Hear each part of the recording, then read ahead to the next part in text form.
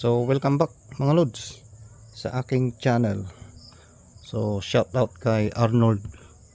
So ito yung tanong niya. Ang gusto niyang mangyari, yung 5 piso magiging 25 minutes.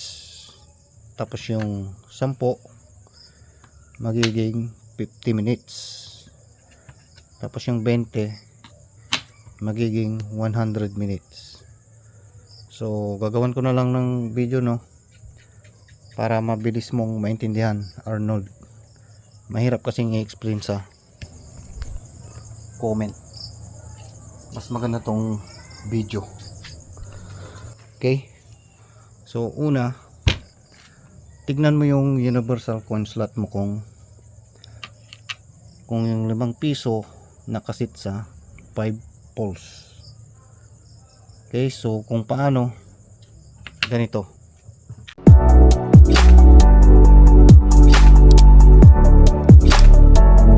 So hulugan mo ng 5 piso, Arnold, yung universal coin slot.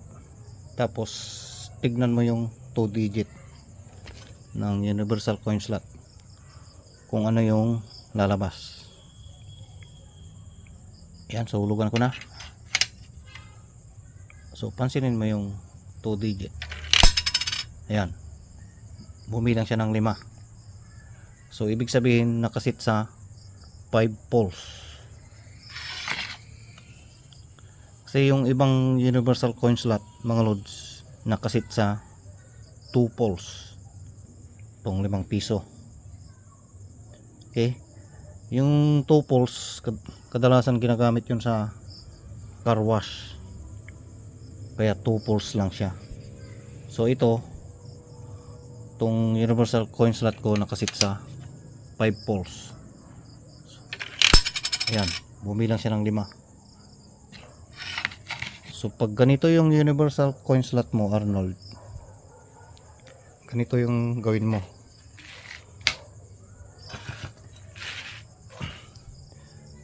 Yung connector ng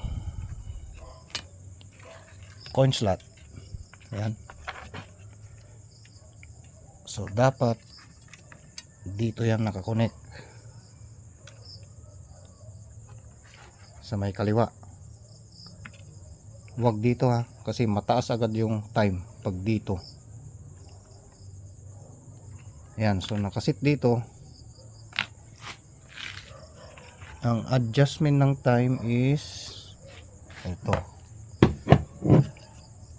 So napakadali lang, Arnold. Itaas mo lang tong number 3 na switch. Kita mo ba? Ayan. Ayan, so nakataas siya. Ayan, so number 3 lang ang itataas. Then okay na yan. So testing natin. So reset ko muna.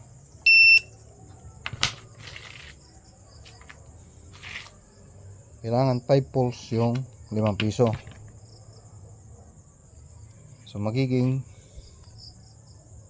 25 minutes yan. Ayan, sulugan ko na. Ayan, 25 minutes. Tapos yung 10,